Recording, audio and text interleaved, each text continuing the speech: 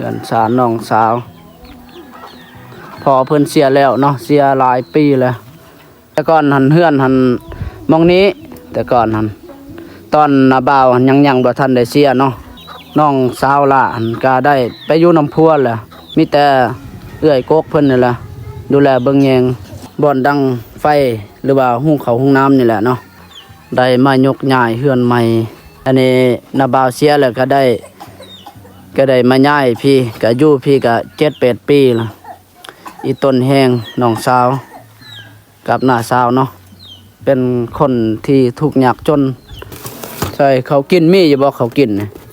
10 ปลายซอบปีหนึงนี่กินนี่กุ้มอยู่บ่กุ้มปีอยู่บ่กินบ่กุ้มลูกสาวบ่เนี่ยลูกสาวนี่ลูกชายจักปีลูกชายนี่เมื่อบ่นำลงนี่ว่าเมื่อน้ำบ่อยู่ห้องไหนเมื่อน้ำบ่นำลงเมื่อบ่ญาติเพิ่นให้เพิ่นนี่แหละบ่สบายนี่ก็เลยได้กลับเนาะเมื่อส่งน้องสาวก็ฮอดเฮือนแล้วนี่ให้ขนมให้หลานๆเนาะเด้อลุงสิกลับแล้วได้ขอให้อยู่ดีมีแห้งได้ทางครอบครัวเจ็บอย่าได้ใครอย่าให้มีเด้อ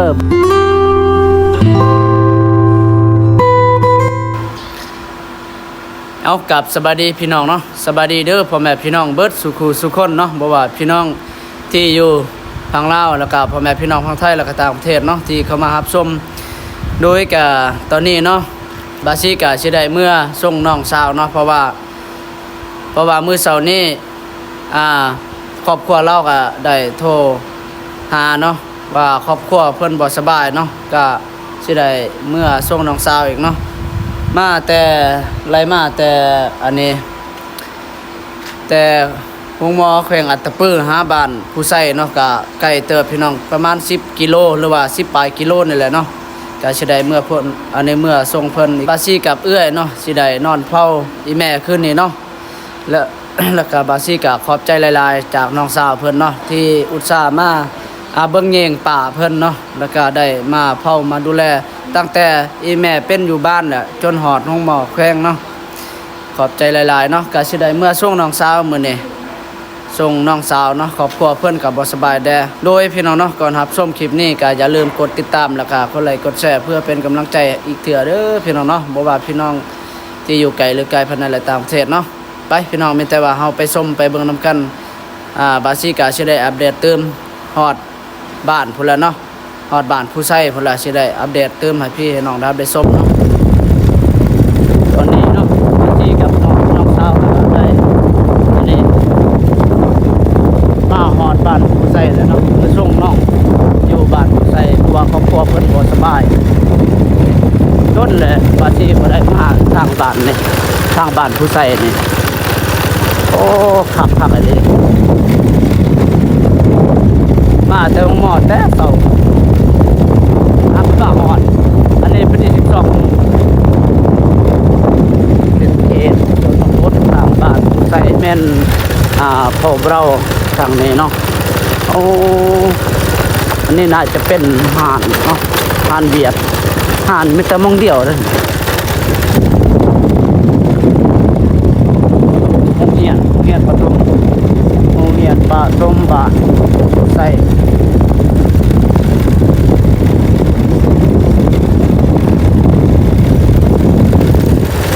ไก่สีหอดเดือนน้องสาวเลยเนาะ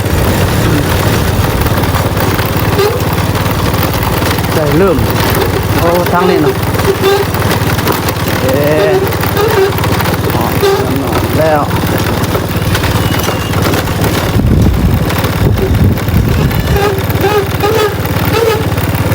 ใช่ก่อนใช่ผู้ใดใครผู้ใดสบายแกนี่บ่อ้าวจะได้เอาพี่น้องเนาะตอนนี้กับบาวซี่กับเมื่อส่งน้องสาวหอดเฮือนแล้วเนาะหอดจุดหมายปลายทางแล้วมาแต่ห้องหมอแขวงอัตตปื้อเลยพี่น้องเนาะขี่รถมากับประมาณ10 กว่ากิโลพี่น้องเนาะจนมาหอดบ้านผู้ใช้เนาะมาแต่เช้าพี่น้องเนาะ ครอบครัวน้องสาวบ่สบายก็เลยได้เมื่อส่งน้องเนาะพอมื้อเช้านี่ก็ ครอบครัวเพิ่นก็โทรว่าทางนี้ก็บ่สบายเนาะขอบใจน้องสาวเพิ่นก็ได้ดูแลแล้วก็ได้นอนเผาเบิ่งอีแม่ก็ได้นอนห้องหมอก็4-5คืนแหละเนาะอยู่หั่นอาการอีแม่ก็ยังคือเก่าพี่น้องเนาะก็ตอนนี้ก็เฮาก็มาฮอดแล้วพี่น้องเนาะบาซี่ก็ส่งน้องสาวฮอดเทือนแล้วพี่น้องเนาะนี่ครอบครัวเพิ่นบ่สบายก็เลยได้เมื่อส่งเนาะแทนที่ก็ว่ายังอีกยังมื้อหนึง2มื้อนี่แหละก็สิได้กลับคือกันแหละพี่น้องเนาะเงินค้ำก็บ่มีแล้วเนาะก็สิได้ขอทานเพจทานหม้อเนาะก็สิได้กลับมาปิ่นปัวทางบ้านเองเนาะเฮ็ดที่เฮ็ดคลองนี่แหละพี่น้องเนาะนี่ลานต้นน้อยนี่แหละบ่สบายนี่เพิ่นเป็นไข้หวัดจักมื้อเลยเป็นหั่นเวลาเป็นอยู่บ่ฮะน้อยละมาเป็นเนาะพ่อเจ้าได้อยู่ไสพ่อเจ้าบ่มันก็นุ่งอันนั้นนี่เทิงเฮือนบ่อ่าเพิ่นนี่แหละบ่สบายนี่ก็เลยได้กลับเนาะเมื่อส่งน้องสาวก็ฮอดเฮือนแล้วอยู่บ้านผู้ไส้พุ่นแหละวิทย์จากบ้านผู้โฮมพุ่นใกล้ที่สุดเนาะแล้วบ้านผู้ไส้นี่ก็มีบ้านอีหยังเนาะห้วยเกี้ยงบ่ห้วยเกี้ยงแม่นบ่ห้วยเกี้ยงห้วยเกี้ยงห้วยกูดเด้อเนาะแล้วก็ฮอดบ้านเวียงไส้พุ่นจะได้แบบสบายเนี่ยยังว่าเล่นไม้เล่นตอกมันบ่ฮะ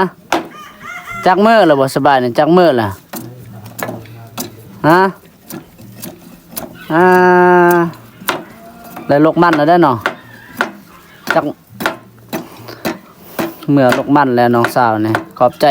หลายๆเนาะเพิ่นก็สละเวลาญาติเวลาเนาะเบิ่งป่าเพิ่น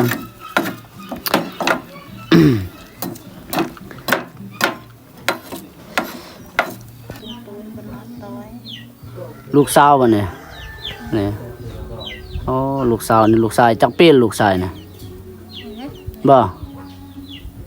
ได้จัก5 ปีลูกสาวนี่เด้2 ปีแล้วผู้นี้เนาะผู้ชายนี่เนาะบ่สบายเนี่ยก็เลยได้กลับบ้านมื้อนี้มาแต่ห้องหมอแขวงหาก็มา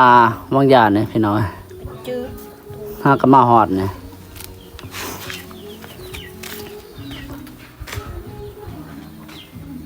ไปเมื่อน้ำลุงบ่พอได้สิเมื่อนำเนี่ยเจ้าบ่เมื่อบ่น้ำลุงเมื่อบ่ฮะหลานน้อยเมื่อบ่น้ำลุงเนี่ยบ่เมื่อนำบ่อยู่ห้องหมอเนี่ยเบิ่งแม่ใหญ่เจ้าบ่สิเมื่อนำบ่ฮะเพิ่นให้บางอย่างนี่จอกเลยส่วนเพิ่นเมื่อนให้เลยเพิ่นย่านเจ้าสิได้อยู่ห้องหมอแหละเจ้าเนี่ยเป็นไข้หวัดพี่น้องเนาะบ่สบาย 2-3 มื้อแล้ว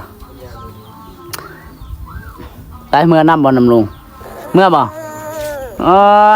บ่เมื่อบ่ญาติเพิ่นให้แหละจะบ่ให้ดอกจะหน่อยลุงกลับแหละบ่ให้ลุงสิได้กลับแล้วลุงยอก บ่ให้เด้อคันให้เนี่ยสิชวนเมื่อไอ้ลี่ได้บ่ให้เด้อโอ้ยานทั้งสองนี่อันนี้อันน่ะอ้ายอันนี้เป็นผู้น้องเนาะน้องลา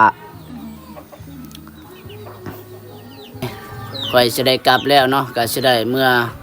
วงหมอนี่แหละเบิ่งอีแม่เนาะอยู่ห้องหมอแขวงอัตตปืออะไรพี่น้องเนาะด้นได้บาซี่ก็บ่ได้มาเยี่ยมยามพี่น้องทางบ้านผู้ใส่เนาะหาก็ได้มาพี่น้องเนาะปีหนึ่งเทื่อนึงได้มาทางพี่ส่วนหลายนี่ตอนสมัยแต่ก่อนเนาะบาซี่ก็เคยไปเฮ็ดเวียกอยู่สวนกล้วยเคยมาอยู่ผ่านไปผ่านมาเนาะแต่ว่าเฮือนซานน้องสาวบาซี่ก็บ่ค่อยฮู้ได้ตอนนั้นเพราะว่าหลายปีบ่ได้ผ่านไปผ่านมาพี่น้องเนาะหาก็ได้มาอีกเทื่อนึงนี่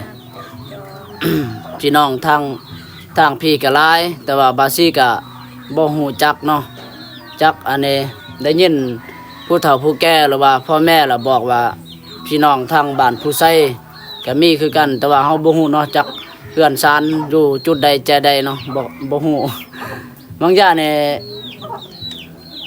คนทางนี้ก็ได้มาเล่นมาถามอาการอีแม่แหละมีแต่พี่น้องบาวซี่เลยทางนี้ฮักก็ฮู้พี่น้องเนาะฮักก็ฮู้ว่ามีพี่น้องทางนี้หลายคนเนาะเพราะว่าเฮาน้อยนะเฮาบ่ฮู้เนาะบ่ฮู้บ่จักแดนับแต่คนแถวบ้านผู้โฮมนี่แหละพี่น้องก็มีคือกันแต่ว่าเฮาบ่เคยไปเล่นไปเที่ยวนะเลยบ่ฮู้จักก็มีคือกันพี่น้องเนาะ นับแต่อะไรมาแต่ผู้วงพี่น้องก็มีคือกันแต่ว่าเฮาบ่ฮู้เนาะเฮือนซานบ้านซองหรือว่า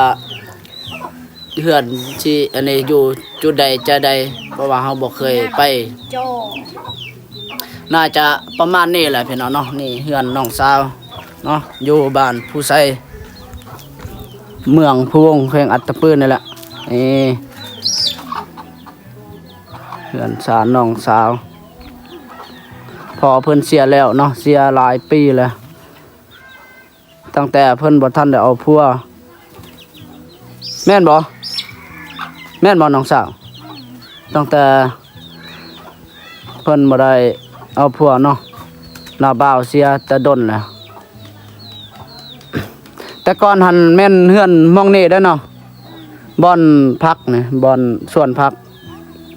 แต่ก่อนหันตอนบาซีก็เคยเฮ็ดเวียกอยู่สวนกล้วยพุ่นแหละผ่านไปผ่านมาก็เจออยู่จักอยู่แต่ก่อนหันเฮือนหันมองนี้แต่ก่อนหันตอนนาบ่าวยังบ่ทันได้เสียเนาะแล้วก็พอดีนาบ่าวก็ได้เสียแล้วก็ได้มายกย้ายมาอันนี้เฮ็ดเฮือนมองนี้อีกนี่บ่ทันได้แล้วเนาะ พี่น้องอันนี้ลูกนาบ่าวก็2คน2เอ้ยน้องเนาะน้องสาวเพิ่นก็ได้เอาผัวแล้วก็ได้อยู่นำผัวน้องสาวล่ะอันนี้แม่นน้องสาวกกเนาะ ลูกกกของลูกอันนี้นาบ่าว มีแต่เพิ่นเลยอยู่ดูแลแม่ น้องอันนี้น้องสาวล่ะก็ได้ไปอยู่นำผัวแหละ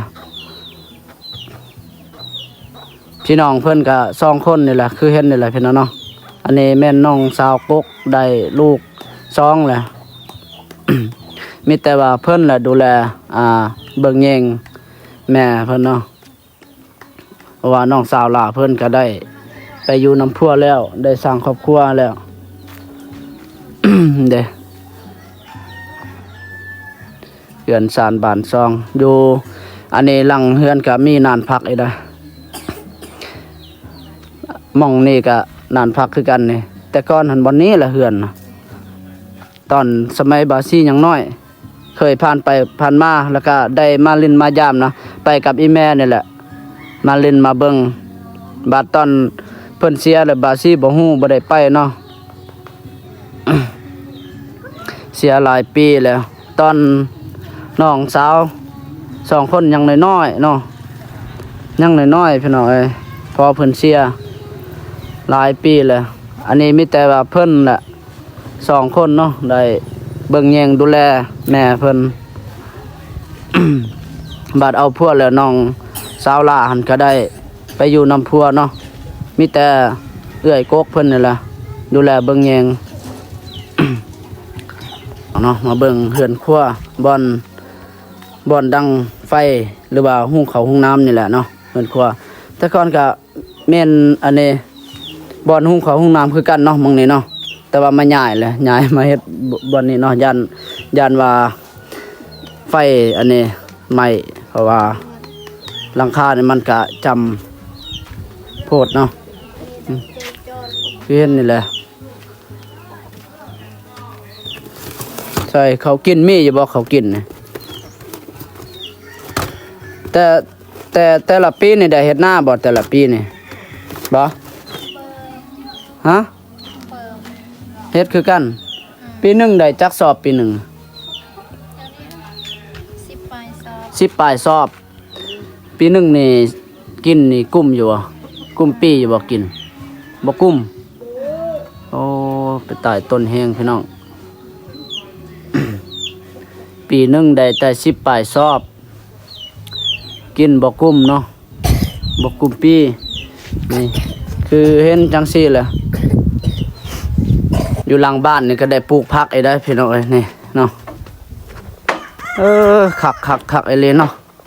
ยามนี่เงียบสงัดคนบ่ค่อยอยู่บ้านเนาะเขาเจ้าได้เมื่อให้เมื่อสวนเนี่ยลกมันโอ้คักไอ้เลยนี่ได้ปลูกผักได้อยู่ทางหลังบ้านนี่บรรยากาศอยู่หลังบ้านพี่น้องเนาะติดกับทุ่งไร่ทุ่งนาเลยนี่เมื่อนี้ก็ได้ปลูกผักคือกันนี่ดินว่างหลายเนาะ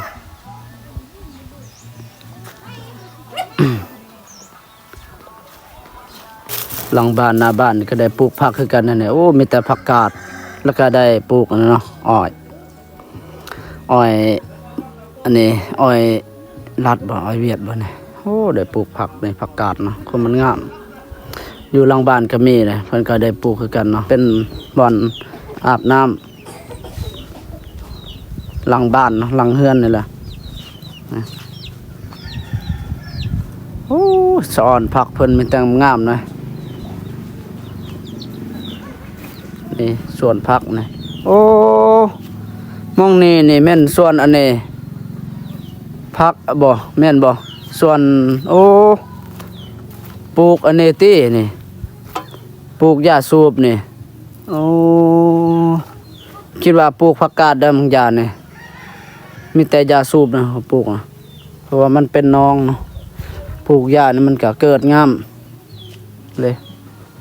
มันนี่ก็เป็นส่วนผักกาดเนาะผักกาดผักบงผักหอมป้อมหอมป้นนี่แหละ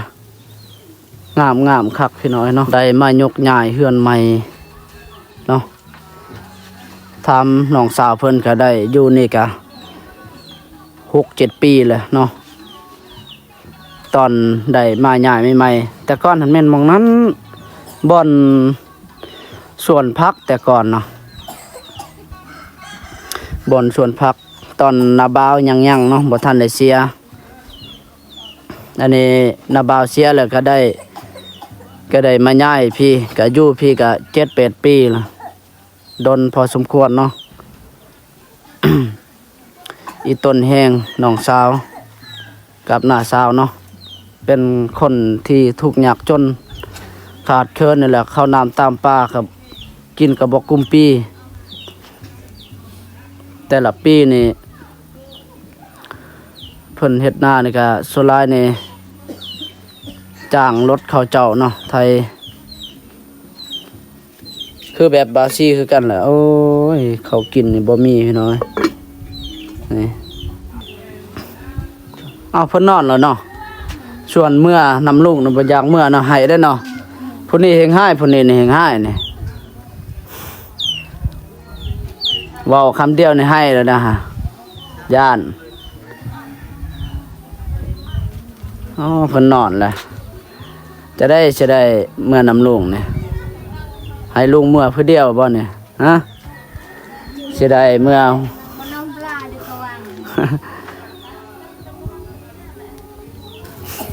เนาะพี่น้องเนาะเดี๋ยวบาซี่ก็สิได้กลับแล้วพี่น้องเนาะแล้วก็ขอบใจหลายๆน้องสาวเพิ่นเนาะบาซี่ก็บ่มีหยังคือกันเนาะให้อันนี้ให้น้องสาวเนาะเงินค้ำก็บ่มีแต่ขนมนี่ก็สิฝากให้หลานชายแล้วก็หลานสาวเนาะนี่ซื้อมาแต่เช้าสิฝากให้หลานๆเนาะอีต้นมื้อเช้านี่ก็น้าสาวโทรว่าครอบครัวทางนี้บ่สบายเนาะก็เลยได้เมื่อส่งน้องสาวมื้อนี้ก็สิได้ให้ขนมให้หลานๆเนาะมีให้ขนมให้หลานๆเนาะหลานชายเพิ่นย่านบางอย่างนี่ส่วนเมื่อนำลูกบางอย่างเพิ่นย่านเอิ้นมาเอาขนมหน่อยย่านนะอยู่เทิงพุ่นบ่อยากลงมาเพิ่นย่าน เด้อลุงสิกลับแล้วได้ขอบใจหลายๆเด้อน้องสาวเด้อขอให้อยู่ดีมีแห้งได้ทางครอบครัวเจ็บอย่าได้ใครอย่าให้มีเด้อเบิดครอบครัวนี่เอาพี่น้องเนาะก็ บาซี่ก็สิได้เกียมออกเดินทางแล้วก็สิได้เมื่อเบิ่งอีแม่คือเก่าเนาะอยู่ห้องหมอแขวงอัตตปืนนี่แหละเนาะแล้วก็บาซี่ก็ขอบใจน้องสาวเนาะเพิ่นได้สละเวลาญาติเวลาเนาะมาเบิ่งแยงป้าเพิ่นเนาะเบิ่งแยงอีแม่ก็ได้นอนห้องหมอก็ได้4-5คืนแหละ5คืนนี้แหละเนาะก็บ่ทันได้ออกบ่ทันได้เมื่อแต่ห้องหมอยังแม่ยังนอนห้องมรสุมหรือว่าห้อง ICU นี่แหละอาการก็ยังคือเก่าปากเว้าก็บ่ได้เนาะบ่จักสิเฮ็ดจังได๋แหละพี่น้องเนาะเงินค้ำก็เบิดแล้วบ่จักสิได้เป็นปัวรักษาให้แม่กลับมาเป็นเหมือนเดิมหรือบ่เนาะอาการนี่แม่ก็ยังคือเก่าบ่ทันได้ย้ายจากห้อง ICU บ่ทันได้ย้ายไปอยู่ห้องธรรมดาเนาะบางทีนี่บ่มีเงินนี่ก็คือว่าแหละสิได้ขอลาจากท่านเพจท่านหมอแล้วก็สิได้เมื่อบ้านเมื่อปิ่นปัวหาเฮ็ดหีดของทางบ้านนี่เนาะปากเว้าก็บ่ได้นี่ล่ะย่านที่สุดย่านเพิ่นเป็นคนพิการลิ้นเนาะเพราะว่าย่านที่สุดนี่ย่านเพิ่นสิบ่ได้กินข้าวนี่แหละมาแต่ห้องหมอก็คือเก่าแล้วเฮาย่านเนาะจะได้กับพี่น้องเนาะที่เข้ามารับชมนี่ก็ฝากเป็นกำลังจิตกำลังใจนะเด้อพี่น้องแล้วก็อย่าลืมกดติดตามแล้วก็กดไลค์กดแชร์นะเด้อพี่น้องเพื่อเป็นกำลังใจเนาะบ่ว่าพี่น้องที่อยู่ภายในและก็ต่างประเทศเบิดสุคนเนาะสำหรับคลิปนี้บาซี่ก็ได้อัปเดตให้พี่น้องได้รับได้ชมสำเร็จไปก่อนพี่น้องเนาะแล้วก็ขอบอกขอบใจหลายๆเด้อบ่ว่าพี่น้องฝั่งลาวแล้วก็พ่อแม่พี่น้องฝั่งไทยแล้วก็ต่างประเทศเนาะที่ให้กำลังใจบ๊ายบายพี่น้องเจอกันคลิปต่อไปเนาะ